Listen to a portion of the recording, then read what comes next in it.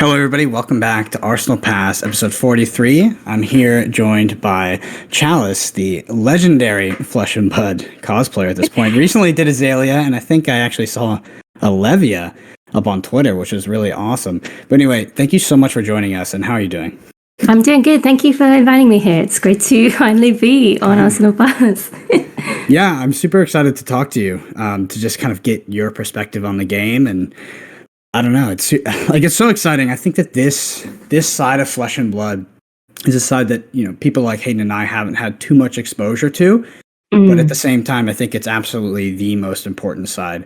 The casual side, the fun side, cosplaying, ultimate pit fight, blitz, all these things. This is really stuff that I want to really dive into and understand, how Flesh and Blood is serving that market and what everybody is, interested in doing. And I honestly think it's the core of what's going to bring mass adoption in this game. So it fascinates me. But first of all, where are you currently located? Like, where's your local scene?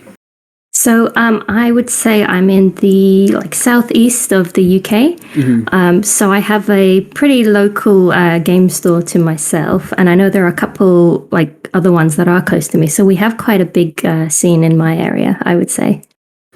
Yeah, so UK Flesh and Blood, I'm a bit familiar. I did a lot of online skirmishes with them, and just ended up running into a lot of those guys. Are you local to Sharif or Hamish or any of those guys? Sorry, to me, from my understanding of that scene, it's all kind of just the UK, but I have no idea where exactly they are located. Yeah, I'm not too sure whereabouts they are located, to be quite honest. But not your local scene. Yeah, not that I've ever met them in person. Just happened to bump into them in the store, to be honest. What is it like out there? Is Flesh and Blood pretty popular?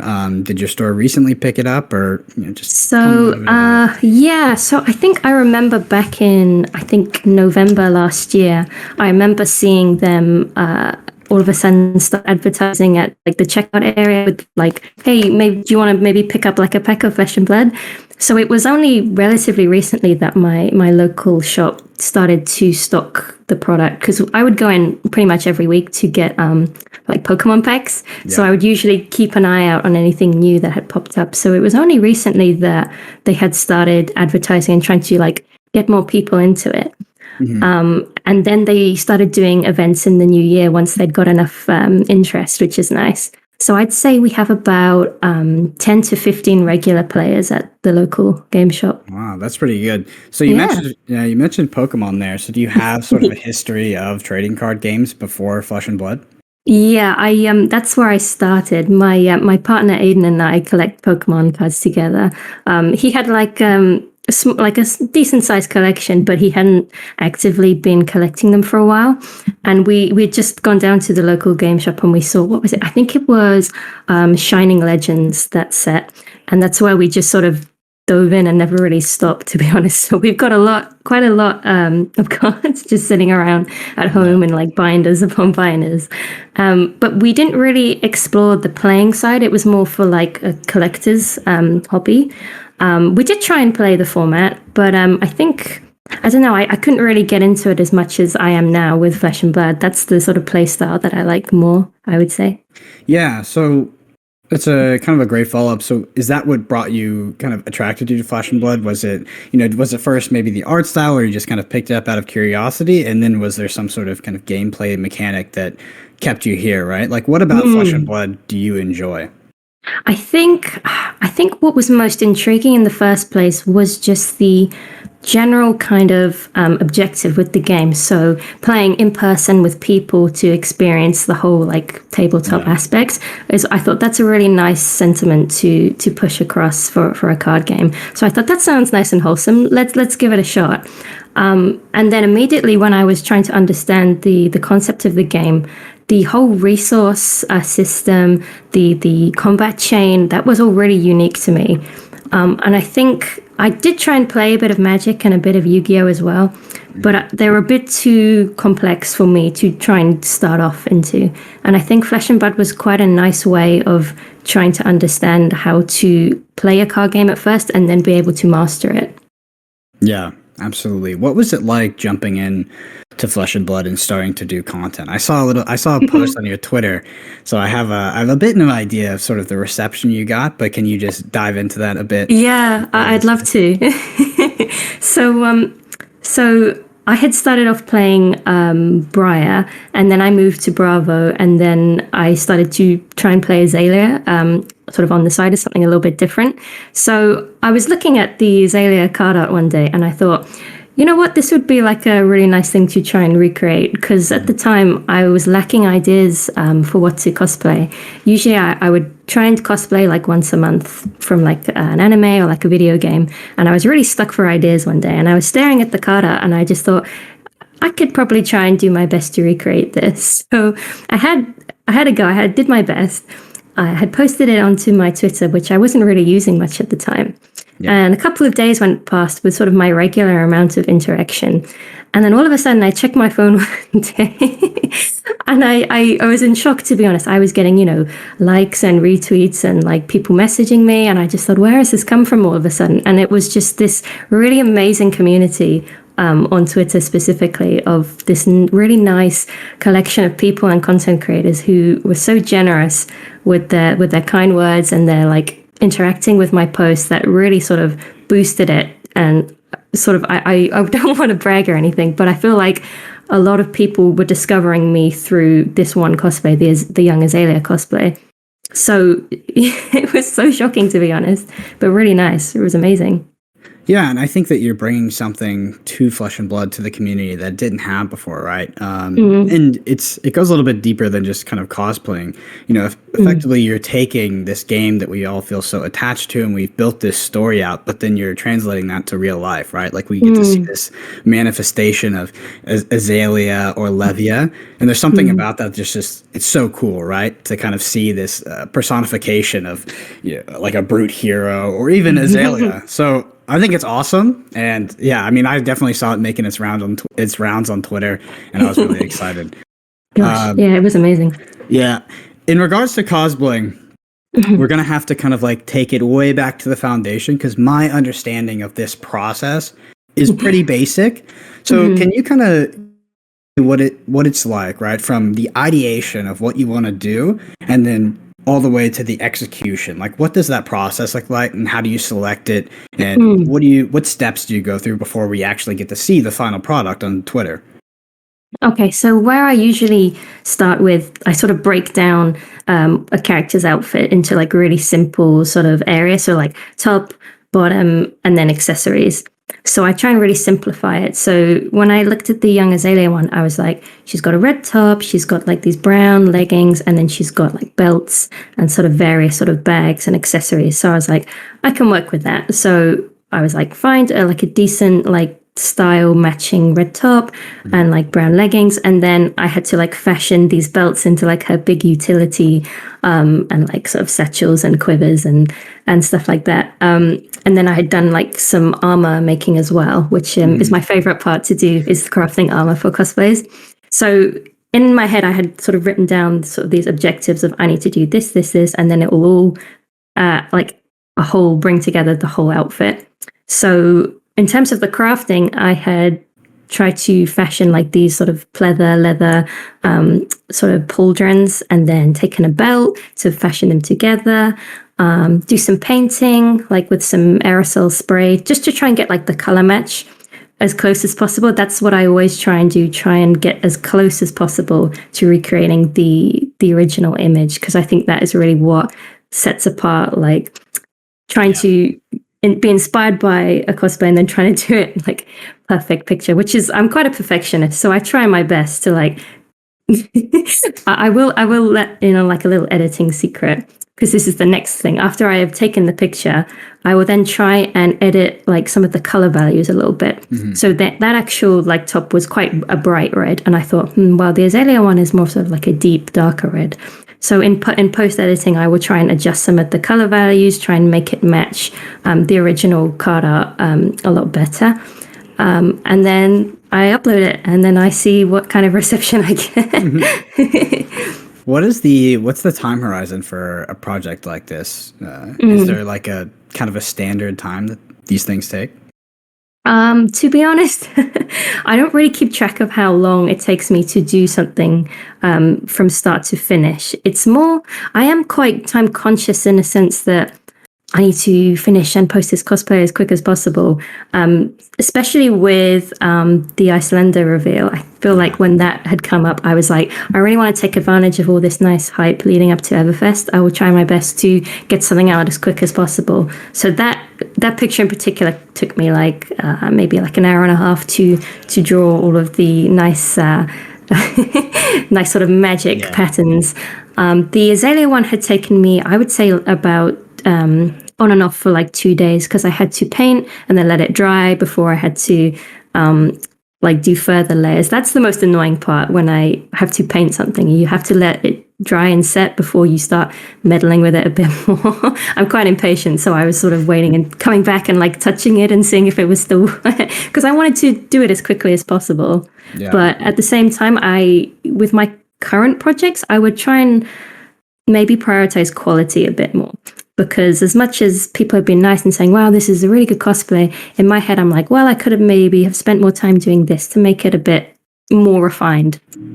Yeah, I particularly thought that the Icelander one was awesome, right? Because it had just been spoiled. Like, I saw the card and like, you know, I had this like very cursory understanding of the hero. Right? Like, I'd seen it a few times and then boom, there it is, like in real life on a person. And that was sweet. That was probably one of the like most exciting, you know, spoiler-esque things of Everfest, right? And it's like, that's a part of the spoiler season in and of itself, is like you see this full display of Icelanders. So that was awesome. I want to ask you, what drew you to cosplaying in the first place? That's a really good question. I think it was just, as you said before, trying to bring a character to life and what it might appear like, you know, in 3D in the real world, in a sense. I think I just wanted to demonstrate my sort of passion for a game or a series. Because in a way, I've always found that I've never been like a particularly competitive person, or necessarily like, it sounds bad, but like good at doing things, in the sense of like, I'm not like the best. So I know that sounds like I'm putting myself down a bit, but what I found that I could do is like makeup and make costumes. And in a way, if I feel like I could show my love for something by putting it into that medium, in a sense, that's when I felt like a sense of satisfaction with myself. So my very first cosplay back in 2016 was when the game Overwatch came out for the first time, and I was like, oh, I really want to like cosplay from this game. I'm not very good at it, but this is how I will try and like build up hype for it coming out. So ever since then, it was just like, this is how I'm going to demonstrate my love and my passion for something. So it just kind of went from there, really. Yeah, for sure. So you mentioned, you mentioned you're a player, of course. What kind of formats do you like to play? Are you like classic constructed, blitz, maybe limited? So at first I had really enjoyed playing the blitz format. I think it's the best way to start learning, even though it's over with very quickly once I got a taste for the constructed. I really like classic constructed. That is probably my all-time favorite way of playing, especially because I main Bravo. I like having that extra HP to sort of use as a resource, in a sense, that I'm just like, yeah, sure, I'll take 12, you know, it means nothing to me. But in a blitz format, maybe I would have to be a bit more careful of that. So I like classic constructed. I feel like it's a really good way of like showcasing more cards. You've got a lot more flexibility of what to work with because you've got a bigger card pool. But I do like blitz, especially for learning new characters. So I tried Azalea in blitz, and I was like, I kind of want to try her a bit more. So I finally started to make a CC deck for Azalea, which I'm very happy to say is coming along nicely. Yeah, and hopefully in Everfest we get a little bit of upgrades. Oh yeah. Yeah, I've got room. Yeah. So do you, like you mentioned you main Bravo, do you feel an attachment to the Guardian class in sort of like a role play sort of sense, or do you just like the actual kind of turn by turn gameplay style of, you know, a hero like Bravo? I think it's a little bit of both. When I first saw Bravo, I first saw his Crush Confidence card, and I was like, that is a cool guy. I want to play this guy. The whole theming behind the Bravo cards I find is so humorous and really funny. So that was my initial reason for picking him up. And then once I started playing him, I was like, this is a really like satisfying way for me to play. I really like doing like big attacks. I really like going tall. That was so satisfying to me, just to be like, all right, here you go, 11 with Dominate, and then just sit back and be like, haha, how are they going to deal with that? That's what I was doing at my draft event at the weekend. I know, really funny. Everyone was like, oh, come on now, do your Dominate and whatever damage. And to me, that is why I just really like to play Bravo. I just think he's simple in a sense. There's just like one big, massive attack. Yeah, for sure. So, yeah, I mean, like you mentioned that you played the Welcome to Rathe Farewell draft event this weekend. Talk to me about that experience. So it was my very first time playing any event. Anytime like playing against my usual sort of friend group when we play sort of friendlies at home. It was quite a spontaneous decision, actually. I wasn't planning on going originally, but I had my friends over and they were like, yeah, we're going to go. Maybe you should see if there's still a ticket available, because I know we had a limited amount due to the size of our store. And I said, okay, if there's a ticket available, then I will go. And then I went online and it was like 1 ticket remaining. And I was like, you know what? I'll just do it and see how I get on. And I was so nervous my whole way there. I was just like, oh my God, I was so anxious. I didn't really know why I was so anxious, to be honest. I think it was just a whole new experience for playing the game with people I wasn't used to playing with, different decks I hadn't played against yet as well. So I was just so anxious on my way there. But as soon as I sat down, it was a really nice, like cozy sort of basement of our local game store. We all sort of fit into one corner. Everyone was really nice. And I played against 3 Dorinthias, which was, I'd never played against Dorinthia before, can I add? Yeah. So after that evening, I was like, okay, I don't want to see her again, to be honest. Yeah. I need a cool down. So that was a really good experience. And then I played against my partner who played Rhinar, and he had previously been making a Rhinar deck, and I had been quite familiar how to play against Rhinar. So that was like a breath of fresh air in a way. I was like, no more Dorinthia, please give me a break. Yeah. He did great. He was 4-0 undefeated. So congrats to you, Aiden. I feel like we can bond over our mutual hate for Dorinthia. Oh, thank you. I mean, no offense, but after like the first couple of games, I was just like, I know what you're gonna do. It's okay. I mean, full offense. No. Dorinthia is it's a funny class, right? It's been sort of a bully since literally its inception. Obviously, it's in kind of recent metas with Monarch and Tales of Aria, it's fallen back a bit in its representation. But in the early stages of the game, Dorinthia was extremely popular in Classic Constructed, pretty much all the way through Crucible of War, and that's the deck that is probably the most punishing to play against as you know, I guess the first few times you play against Dorinthia, because it's just like block, boom. Okay, you get hit by like 15 or 10 or something over the top of the attack reactions. So yeah, Dorinthia's got a funny spot in terms of like, you know, people either love her or hate her. But I mean, that's awesome. Yeah, I was lucky enough to play a Welcome to Rathe Farewell event as well. And a lot of nostalgia. I mean, I haven't really drafted that set since like 2019. So wow, I had a lot of fun. It was great. But in regards to what you said in terms of getting nervous for events like that, that's very normal. I was extremely nervous and, you know, anxious before my first Armory event, whether, you know, for Flesh and Blood and then also for Magic. And then when I went to my first like calling or big event, same thing, right? Like there's like a big joke between some of our like testing group, specifically me and my friend Dante, and we get like terribly nervous at the beginning of these big tournaments. So we like always have our first 3 rounds of the scariest ones for us to lose, because we just like mess up and stuff. And I remember I went to the Vegas calling, and I wouldn't talk to the guy that was running coverage. And I was like, hey, my friend Dante's here. He really wants to be on stream and he's super excited. So he put him on round 1. And this is Wow. like a huge event. We flew all the way out to Vegas, and I mean, Dante did not want to be on stream. Like he was mortified. He was Poor thing. terrified.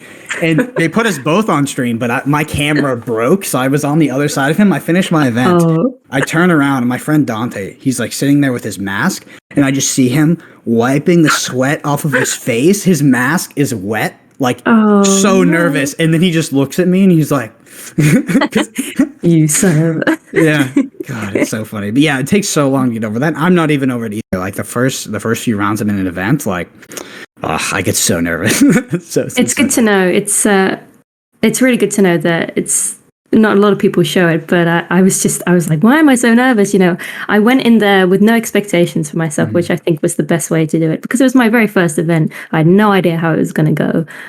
It's all when you're doing a draft, it's all up to luck. I would say you'll get what you're given in the packs, and then the rest will just sort of do itself. So I think, you know, I was very pleasantly surprised that I managed to not win one game but two, and I was like, I'll take that.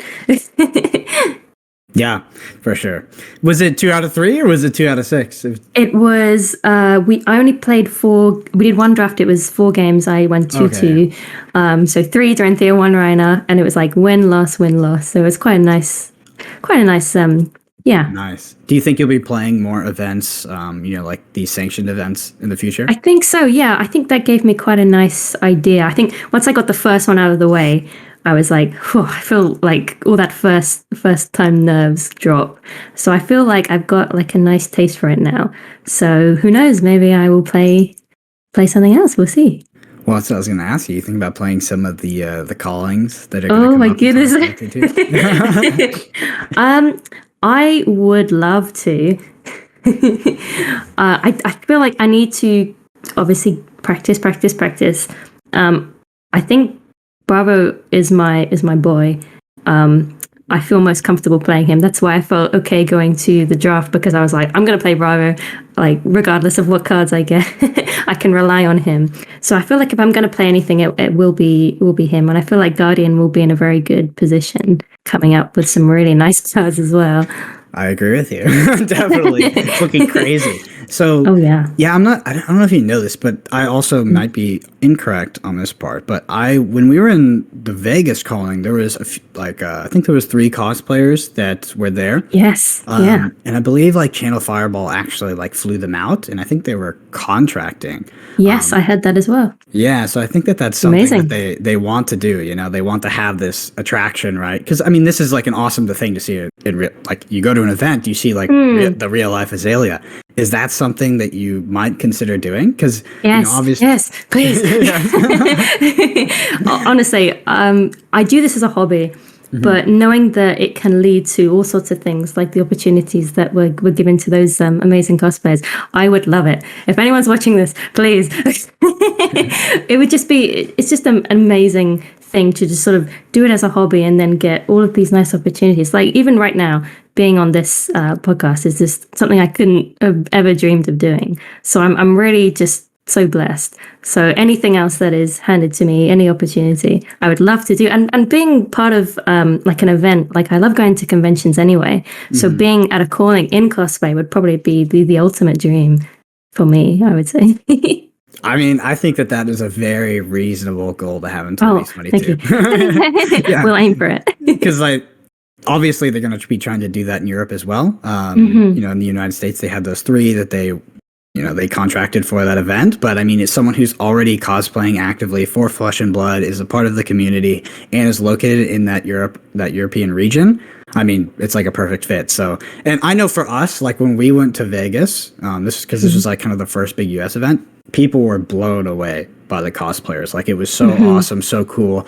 And I think for us in Flesh and Blood, because we are sort of a smaller game that's emerging onto the scene, to see something like that, to see people, taking it from that angle, like from a cosplayer angle, it's like so awesome because it makes us feel like, we're real, right? At least like this game is here to stay, and it's like evolving, and there's like all these different types of audiences that come together under this one game, but are here for, some, not all the same reasons, some different reasons, but we all kind of exist and commingled together, and now we're creating this awesome future. So those cosplays were great. They when I had first done a little bit of research on Flesh and Blood, I did sort of type into Google Flesh and Blood cosplay, and they came up. But at the same time, it was the only thing that had come up, and I thought, why have not more people cosplayed from this amazing game? So I thought I will take that opportunity, and now people can't get rid of me because I will cosplay anyone and everything. It seems like. Yeah, for sure. So I guess this is, that was partly an answer to my follow-up question, which is really just like, what is the future? Like, what do you said you were doing as a hobby, maybe you're kind of taking it as, as it came, but have you thought about what your future plans are, or what some goals you maybe want to achieve? I think my next biggest goal is to do a lot more like detailed and like bigger cosplays, if that makes sense. So more armor, more like special effects. So a lot of the adult heroes have got insane like outfits and appearances. I feel like that would be a really good goal, to maybe pick one of those and work on it as like a longer term project, because I'd really like to do it justice. I am doing some other like not necessarily hero cosplays, but more like card inspired cosplays. So I did tease I did do like a little funny teaser on my Twitter about one particular card that I might be trying to recreate, which is going to be very fun, very difficult to do, but I feel like I would give it a shot. So all of the like Everfest nice previews, I've got some insane artwork. They're just absolutely insane. So I feel like specific like card art is inspiring me a lot, as well as like heroes, adult and young ones as well. So can you give us a little spice? Tell us what's on the horizon. So how do I explain this? So I had actually been speaking to the artist behind the card art for Crown of Reflection, so the illusionist like new headpiece. I was really inspired when I saw it. It was so beautiful. I loved the lighting in it. It was very sort of just like breathtaking. I found it was like this beautiful woman like submerged in the water, sort of holding this crown. And I had joked saying, I'm going to fill up my bathtub and have a go at this. And then I sat down and I was like, okay, I think I'm going to try and do my best. So I started doing a little bit of crafting of the crown and trying to set up something to recreate it as best as I can with the resources I have to deal with. And we'll see how it goes. It's going to be fun. Awesome. Yeah. I'm thinking back to the art. I think I can kind of picture it in my mind. Yeah. Where she's like, the girl's coming out of the water with that nice crown of reflection. Yeah. That would be cool. I was really like, the Levia one really surprised me, right? Because like that, I think that's one of the ones that would have been like, if you did Azalea, it was like, okay, now do Levia, right? Because that one's like totally out there. It's like crazy. Yeah, obviously it has the younger one, which is a bit easier or a bit more reasonable to pull off, but I mean, it worked out super, super well. I really want to see this a Data doll cosplay, and we got the. Oh my goodness! I can't. Data doll was like one of the first card arts I saw for Flesh and Blood, and I was like, wow, she looks awesome. That's like an awesome card. No promises, but I did say, ideally the long-term goal is to do every hero to some extent. So I've got my work cut out for me. This game is great because it's got so much inspiration, so much content for me to take it and do what I do best, like to get inspired by. So I really don't feel like I'll ever experience that kind of art block that I had before with like, what should I do? It's got so much amazing art behind it. Yeah, for sure. So what kind of inspirations do you take other than Flesh and Blood? Because I think I was watching back Red Zone Rogues podcast. You do some kind of, usually sometimes some anime podcasts, maybe some other games. Like, where does a lot of your other inspiration outside of Flesh and Blood come from? So probably like you said, anime and video games has always been my like origin for my passion behind cosplay. So I started doing like a lot of cosplays from the anime One Piece, which I absolutely love. It's just so crazy, so out there, so imaginative with its character designs, like so diverse as well, which is where I really got inspired to sort of just go crazy, go out there. Also, I did play some Warhammer 40k for a while as well, and that fantasy aspect I really like in terms of making armor, going like really crazy with makeup. So anything like fantasy related is like my baby. What I really get inspired behind. Do you have any interest in like fantasy books and things like that? I'm a bit of like I ask only because my current partner is like she's like a super fan for fantasy books. Super big Brandon Sanderson fan specifically. Yeah, but do you have any sort of favorite fantasy books? Let me see. I loved reading The Hobbit when I was younger, and Lord of the Rings is like all-time favorite. Could rewatch that as many times as I could. I really liked playing like The Witcher 3 as well, and I'd been meaning to read the original book as well. That's something I'd really like to read. Did you watch the TV show on Netflix? I did. I love it. How's the second season? I haven't seen it yet. I've only watched a little bit of it. I'd like to sit down and like watch it all in like one sort of binge session. But I've heard mixed things about the second season compared to the first, but that's not going to stop me from enjoying it. For sure. All right. So let's talk about Everfest. Obviously, okay. We're recording this on Sunday on the 30th, and we've gotten quite a bit of spoilers now. It's crazy. What are you excited about seeing some of these cards that are coming across? It could be from an artistic perspective or from a gameplay perspective, but what's really, what are you pumped about? Definitely, hands down, Dreadball, the new ranger weapon. I would say I am so excited for that one. I'm really hoping that I pull that from my boxes that I'm getting. I really, really would like that. If not, I will definitely buy it. I've got to have it. I think it's going to be really cool for Azalea to have try that out. So that's for Ranger. For Guardian, I think I'm most excited for Pulverize. As soon as I saw that, I was like, this is everything I've ever dreamed of for a Guardian. Yeah. Big, massive attack. I think it has, is it Heave as well, the new mechanic? That's really exciting as well. All these new mechanics I'm really excited to see in action. Yeah, this way of investing into the next turn with creating the seismic surge tokens by having that open arsenal. It's really interesting in terms of you mentioned that you like to play Guardian because you like big attacks and you like to go tall. It's definitely the perfect set for it because I've never seen numbers as big as I've seen on some of these Everfest cards. What do you think about the new Bravo? I love him. As soon as I saw the art for him, I was like, this guy is going to be really interesting. The whole elemental aspect to new Bravo, I think I've heard mixed things about it. I think it's just going to be a really different way to play Guardian. I don't think people will know what to expect until they play against him for the first time. I did misread the card the first time I read it. I thought it was ore in the sense that you need to show was it lightning or earth? I thought, but then I realized it's and I was like, oh, okay, that's a little bit more interesting. I have no idea how to build that deck specifically, but I think I really like the mixing of the different class types. So Elemental Guardian with Oldhim, I really like Oldhim's playstyle.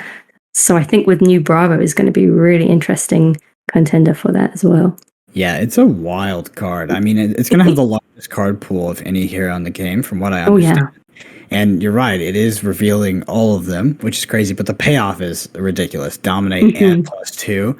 I honestly, it's one of the harder ones to envision because we can all be like, okay, so yeah, when you do come around to that one time you get the 3 in hand or you set up your deck correctly, then you get this big attack. But I have a hard time envisioning exactly what the turn by turn looks like with that here, and I think that it could be absolutely crazy. Oh yeah. But that one, yeah, it looks awesome, and it's really so. We had a Everfest is it's a supplemental set. We had one before, which was Crucible of War, and we just they gave us a lot of young heroes, and now in Everfest we're getting this adult hero. It came out of nowhere, and it's yeah. What does this mean for classic constructed and supplemental sets in general? We're going to see more adult heroes like this, and especially with Bravo. This one is nobody would have expected this. Nobody would have been yeah, we're going to get a new Bravo that can use every single element and just has this has this different name, Bravo Star of the Show. So totally crazy, shaking up the game, design, everything, and I think that it's just super, super exciting. Oh yeah. I'd like to see because now Bravo's got like 3 different variations now to him. I would like to see where they go with sort of maybe doing something for another hero as well. Yes, right. I can future plans. I'm reading your mind right now, and you're thinking about Kano, and me too. Yeah, so Kano would be awesome. Yeah, I've been kind of it's kind of a joke at this point, but I've been holding my breath for a little too long, waiting for some Kano support. So might actually get it in this one. But yeah, I'm super excited. The previous season was executed amazingly, and I had the pleasure of opening a pack, and it looks fantastic. The new packaging is also way better than the old one. Yes, it's incredible. yeah. Yeah. So they're making some awesome initiatives over there. Anyway, Chalice, I really appreciate you coming on and talking to me today. It was awesome to get to meet you, and it's fascinating to see, your viewpoint of the game and look at it through your perspective. Before we head out, though, do you want to tell everybody here where they can find you, your socials, all that good stuff, the shilling, as we like to call it. Time for the shilling. So I'm mostly active on Twitter under the username Miss_Chalice. I'm also on Instagram, Miss_Chalice as well. Awesome. So check her out. Like she said, she's got the Crown. Is it Crown of Reflection? Is that the name of the card? Yeah. Crown of Reflection coming up. Book it in. I'm excited to see where you take that, whether you extrapolate upon the original artwork, right? Because the character is a bit submerged, whether if we get to see like a creative take on like what the rest of the character looks like, or whatever it goes. It's going to be exciting. So hopefully, thank you. Hopefully we see you in 2022 at the in-person events. We get to see that cosplay in real life. That'll be super exciting. Surely there's going to be a bunch of callings in Europe in 2022. I will hopefully be in that area at some point. And yeah, we got a lot of stuff ahead of us for the future, and I'm super excited. But again, thank you so much for joining us. It was awesome to get to talk to you. Until next time, we'll see you all in the next episode.